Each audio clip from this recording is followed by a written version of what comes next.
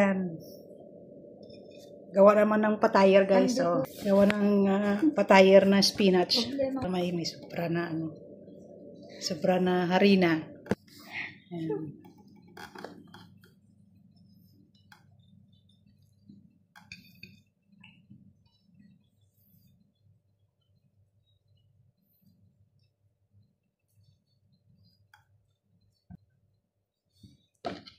Yan siya. Yan siya. Ibilog mo lang siya pa ganun mo siya. Yan. Pwede din to lagyan ng cheese sa loob niya. Palaman niya cheese. Ganun. Yan. Dito tawag nila sabanak. Pero sa English yan siya. Spinach yan siya.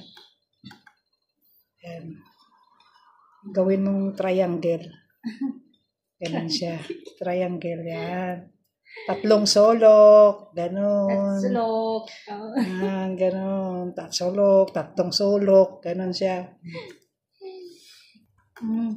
Ibilog mo lang siya. Iporma mo na siya ng bilog. Tapos lagyan mo ng palaman sa loob. Cheese or kahit ano.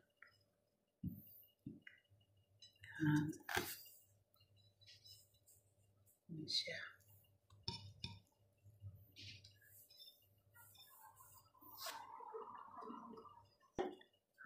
Okay na siya, no? Okay na, bye. Thank you po.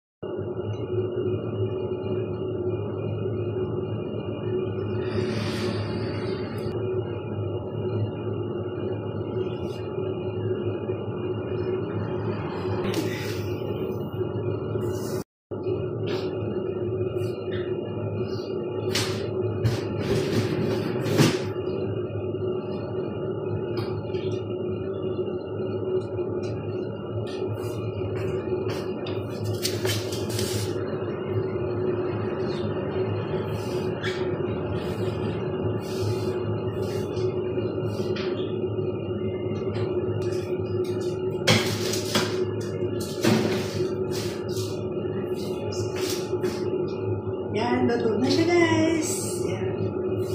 Ito naman, lagay naman sa ulit.